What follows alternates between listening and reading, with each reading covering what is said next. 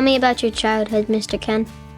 Okay, I was born in 1939. I was born on a dairy farm. We milked cows, sold the milk. After I started going to school, my job when I got home was to feed the chickens, help in the barn, feed the cows, feed the young calves. I got to the point where I could actually drive the equipment, so I would drive tractors. We would bale hay. I was about 13 when I started driving. I flipped a tractor bottom side upwards once when I was driving it, and when I turned around and looked, the tractor was on its bottom and his tires were still rolling. For fun, there would be beehives that were located in the trees, and we would actually cut the trees down and get the honey out of the beehives. Mr. Ken, tell me about your family.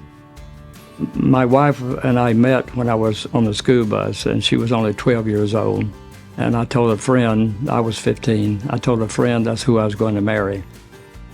Mr. Ken, what was it like working at the Pentagon?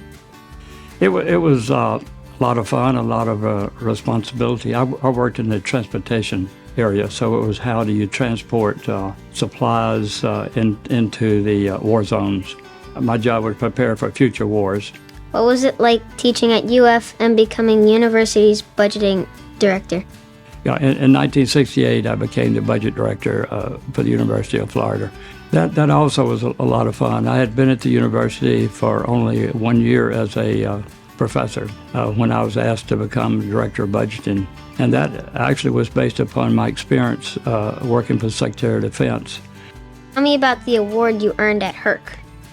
My wife was attending classes at Temple Israel. And in her class was Barbara Goldstein. And then she learned in the process that I was writing a book about the Holocaust and started helping them raise money to help fund the teaching of the Holocaust in the public schools. It's important because if you don't know his history, then there's a good chance that people will repeat it. Mr. Ken, tell me about your involvement with the Capitol Health Plan. In 1978, I was having lunch with a friend. We were talking about the high cost of health care. And she said, why don't we quit talking about it and do something? And I said, what can we do? And she said, we can start a health plan. And so we did. We started Capitol Health Plan. There were 4 of us who started it. And today, Capitol Health Plan serves 135,000 people in our community. Mr. Ken, how have you remained active as you age? Since I've retired, I have remained active.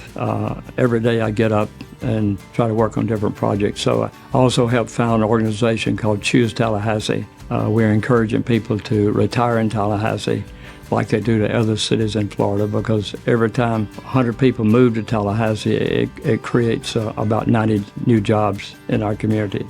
And then I work with my son. We have a private equity company that I work with about 10 hours a week.